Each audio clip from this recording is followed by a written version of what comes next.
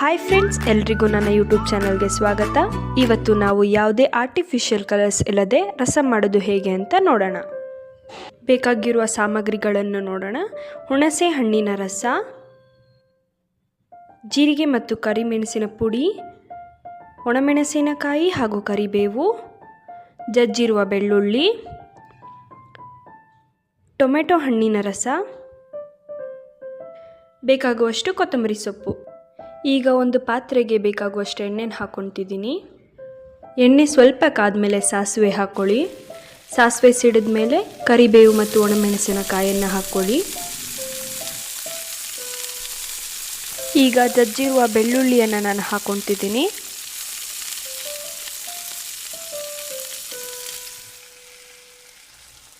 ಸ್ವಲ್ಪ ಹೊತ್ತು ಈ ಬೆಳ್ಳುಳ್ಳಿಯ ಮಿಶ್ರಣವನ್ನು ಫ್ರೈ ಮಾಡಿಕೊಳ್ಳಿ. ಈಗ ಜೀರಿಗೆ ಮತ್ತು ಕರಿಮೆಣಸಿನ ಪುಡಿಯನ್ನು ಹಾಕ್ಕೊಳ್ಳಿ. ಇದನ್ನು ಕೂಡ ಸ್ವಲ್ಪ ಹೊತ್ತು ಫ್ರೈ ಮಾಡ್ಕೊಳ್ಳಿ. ಅದಾದಮೇಲೆ ಹುಣಸೆ ಹಣ್ಣಿನ ರಸವನ್ನು ಹಾಕಿ.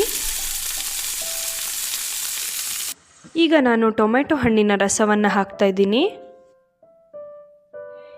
ಈ ರೀತಿಯ ರಸಂನ ನೀವು ಚಳಿಗಾಲದಲ್ಲಿ ಬೇಕಾದರೆ ಮಾಡ್ಕೊಳ್ತೀನಿ, ಅಥವಾ ಶೀತ ಆದಾಗ ಕೂಡ ರಸಂನ ಒಂದು ಗ್ಲಾಸ್ ಕುಡೀರಿ, ಕಡಿಮೆ ಆಗುತ್ತೆ.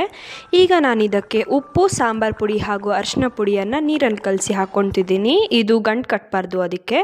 ಈಗ ಬೇಕಾಗುವಷ್ಟು ನೀರು ಹಾಕ್ಕೊಳ್ಳಿ.